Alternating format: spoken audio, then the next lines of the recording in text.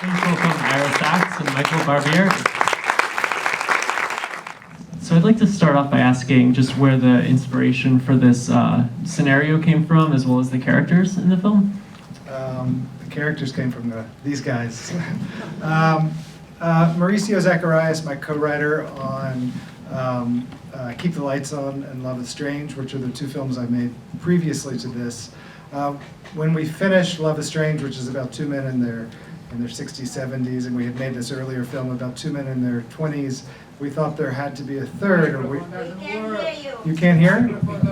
Doesn't work? Okay, I'll try. Okay, I'll talk louder. I'm a soft-voiced person. We felt that there was a third film that we really wanted to write, which was a film about kids, and specifically about two boys and friendship. We didn't know how that would sort of form. We started watching movies, which is generally what Mauricio and I do when we're trying to figure out a story, and we found two films by the Japanese director Ozu. One is called I Was Born But, and the other is called Good Morning, and they're both films about kids who go on strike against their parents, and we thought that was a good plot. While we were meeting Mauricio and his family, he's from Rio, and they were in a protracted battle with a woman who ran a store that they were the landlords of, and they were trying to evict her. And it kept going on actually for several years. It went on, and at one point he came in and he told me that they were in court, and on the day that they were in court, she had put a sign in the window that said "Help Wanted." And for me, I immediately knew there was a real story here and a real drama, and I also knew that there were two sides to that story, that the woman clearly had her own position. And this seemed like a good conflict between two families that could help us figure out why these boys would go on strike. So all of that led to the kind of basic outline of this film, and then we started working on it more in the structure of really who we cast and finding actors like Michael. So about the casting, what was it about these particular actors that stood out to you, and Michael in particular? I was doing a pretty conventional casting with my casting director, Avi Kaufman, and Theo Taplitz, who plays Jake, had come to us through his agent in Los Angeles, and he'd sent a tape, and when I saw the tape and he read for Jake, it was like a documentary about the kid that I had written. It was so authentic and so natural. We were then sort of trying to figure out who was going to play the other role, and we held open calls here in New York.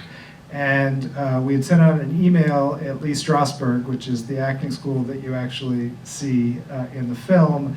And Michael's father had seen the email. And so Michael came in a year ago, just probably almost a year ago today, and was just a kid who'd never been in a movie before. And I had just cast Theo the day before, and he was actually going to read for Theo's part.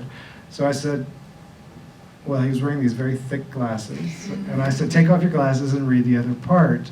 And really, as soon as he started reading, I knew there was someone very special here. What I felt in casting these two boys is that it was important to find two boys, not who could do everything. It wasn't trying to find Judy Garland to shoot The Wizard of Oz. I mean, I needed to find two boys who would be memorable to the audience and that would have certain elements that would, in years future, make you still think about that relationship and that friendship, and Michael certainly had that. And so, Michael, what drew you to this role? Well, this role is basically me, kid, girl, 14 years old, from Brooklyn, wants to go to LaGuardia, really into acting, it's his dream to do that, likes playing sports, hanging out with his friends, sticks up with his friends. So when I got casted and I read the script, I was like, this isn't Tony, this is Michael Barbieri. And I just fell in love with the character because it's me. So what was your background in acting before this film? Before this, I haven't done anything big. I had a short, and I just did a couple plays and school plays, but this was my big break.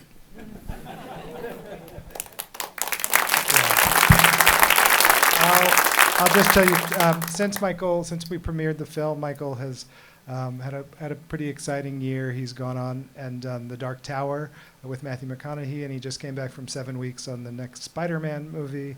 But I have to tell you the most exciting thing, which is that this summer he was accepted to LaGuardia High School for Performing Arts.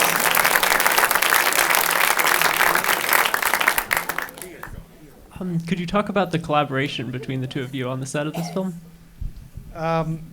Yeah, I mean, in general, when I work with actors, I really do think Michael's sort of saying this is him, but I think that would be true with almost all the characters, which doesn't mean they're not acting.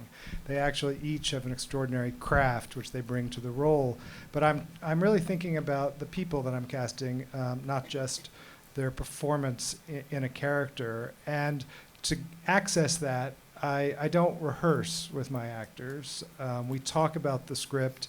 We go through it one-on-one, and then I actually send them out on dates, and he can sort of tell you about that a little bit. Yeah, the first time me and Theo were officially cast, Ira told us that we're going to tell you guys to Skype because Theo's based in LA. So he said, but when you Skype, do not talk about the movie. Talk about interests you have, things you like to do. So when we first met, we had similar interest in movies, music, things we like to do with our friends. And then it was like 2 weeks before we were shooting, and Theo was staying in Brooklyn, in Prospect Park. We hung out, we skated around the park, talked about things we like to do. We saw a movie after, and then I think that's why our bond in the film seems so realistic, because it was in real life. Yeah, I mean, I think with a movie, it's kind of the opposite of theater, in the sense that you don't need to repeat anything twice. Actually, the great thing about the camera is that it can capture things once, the things that only happen for a moment. So for me, the day of shooting is a form of rehearsal, to the extent that I do block I don't just say do whatever you want. We block the scenes, and then we shoot them multiple times.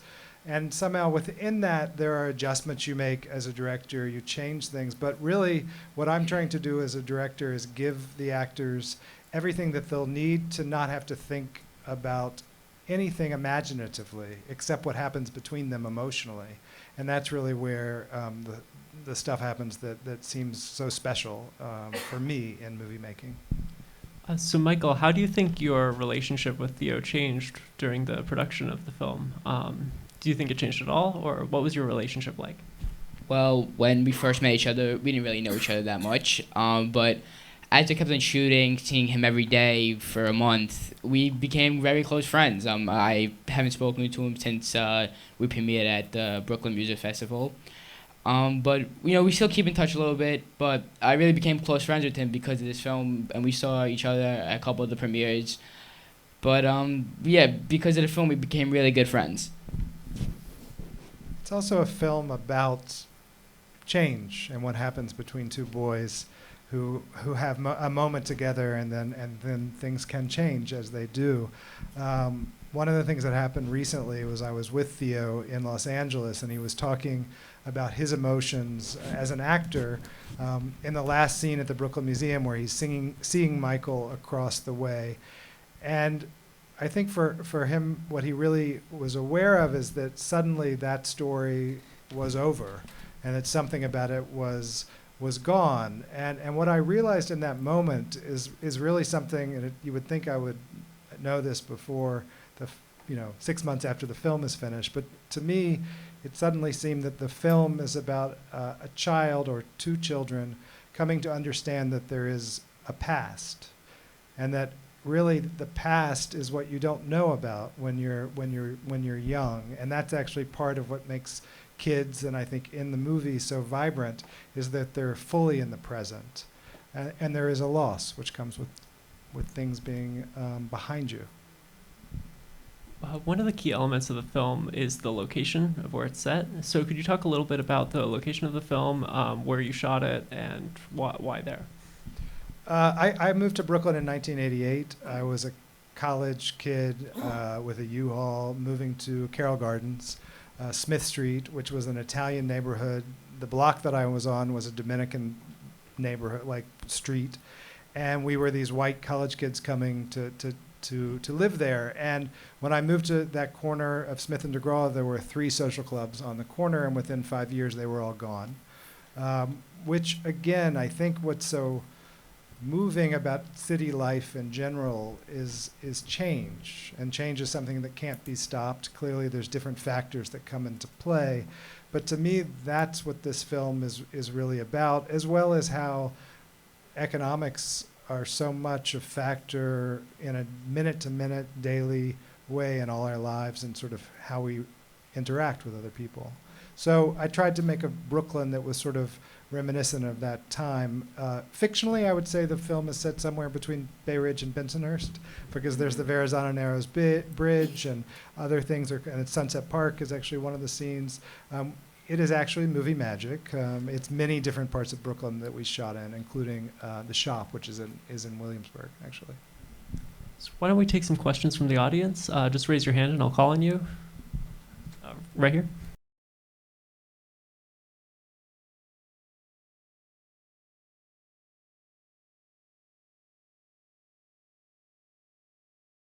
Well, first, thank you. And after we rehearsed that for a long time, we were doing that scene for a couple hours. And we did it a couple times, and I realized, I am not seeing my father. I do miss him, but I'm not going to overact it and be dramatic and make it seem bland and dull. I want to make it have charisma and emotion to it. So I just, I learned this because of Ira, actually, that I don't really get nervous. I just know, your lines, you be confident, you put 110% into your work, you can't ask for much more. So that's what I do on everything now, and I just know that, and whatever comes out for me. I will say that I remember that was one of the later nights, and there was something, we were tired. There was a kind of exhaustion that I think actually worked in our favor now that you're asking about that, in the sense that the boys were very porous to the camera and to each other in a really emotional way. I think for me as a director, what I try to make sure when I'm watching a scene like that is that an actor has really an image and a feeling in his mind, because what the camera does and the audience does is sort of read an actor's mind. And I think there was some story that Michael had that he wasn't that was very honest. Right here. I'll just repeat the question. The question's about the relationship between Tony and Jake, and whether or not that was a romantic relationship, and your approach to that. Yeah, it was something we thought about. I think once I'd cast these 2 actors, these 2 boys, who were very, very different. I literally thought of one as out of a Robert Bresson film and the other out of a Martin Scorsese film, and they were, but there was something very, very similar about their age and their maturity. They were the same age, whatever age they might be. It felt very much the same, and I felt particularly with Theo, that I couldn't, because Theo maybe being closer to a character he's more like me than this guy, let's put it that way. So I identified, and I'm a gay man, and so I identified with him. But I really felt as soon as I met Theo that I could not impose a future on him or his character, that somehow it felt very from the outside. That's not where he is in his own life. And so it became a kind of background in a certain way. It also, for me, relates to my own childhood friendships, which were not sexual. But we're romantic, and I think that's ultimately what I decided the film was about, was that romance and between these 2 kids. Right, just one last question, right here. Question is about rehearsing before the scenes. Well, we can both. I have to say that this morning Michael was on Good Morning New York, and the host made him do that exercise with him, and he was really fantastic. The host wasn't bad either, come to think of it. A lot of what I try, I'd say 90% of my films are scripted, and I generally do not encourage improvisation, even though I tell the actors to be free, but to get the lines right. 10% of the film are usually scenes which invite for a certain kind of freedom that is one of those scenes, in the sense that what I try to do is I build that world as authentically as possible. So Mauricio Bustamante, who plays the acting teacher, is Michael's acting teacher at Lee Strasberg. They've known each other for 4 or 5 years, have worked together. The kids in that scene are all kids from Acting Out, the greatest acting school in Brooklyn. And those kids are all kids who want to be in theater, who've been doing this kind of stuff. So they're ready for it. And then I had picked a kind of Meisner exercise, which is this repetition exercise. So I gave that to Mauricio, who is an acting teacher, and then they just went, and we shot for probably 4 or 5 hours. And within that, there were certain moments that became the scene, including this one wonderful take, which was for me very important because I wanted you to believe that this kid should get into LaGuardia. And I don't know, what was that like for you, that scene? Well, that was obviously my favorite scene to shoot. But it was crazy because I woke up that morning, I read the sides, and nowhere in the sides is that scene in it. So I'm not thinking of doing anything. Then we're just, having a normal acting class. I already told Mauricio, just do what you're doing in an acting class. And then he called me up and said, we're going to do a repetition exercise. And I said, okay. And then it just went back and forth and created that. And it became really good. And it was cool seeing that, knowing that that's improv. It wasn't scripted. So it was pretty cool seeing that and knowing that it's an actual exercise I do with my teacher. We don't do it a lot, but we do it sometimes. So it's pretty cool, seeing me and my acting teacher, who I learned everything I have from doing a scene and an exercise that we do in our class in a film. For me, what I realized in the editing, and I work with Molly Goldstein and Afonso Gonzalez to edit it, and it was actually Molly who found that shot and said, let's run it the whole time. And I was like, wow, can we really do that? And there is this kind of duration, this push for the audience. But what sort of works, I've realized, is that it's almost like the Carol Burnett show. At the end, there's a little smile on his face, and the audience feels totally included. It's like the fourth wall is broken. And I think that's actually what makes it really pleasurable to watch and to observe in an audience, in a movie theater, where we're all together and we have this communal moment. I think the film is about community and its fragility. And thank you all for being here and being part of this community. Thank you, Ira. Thank you.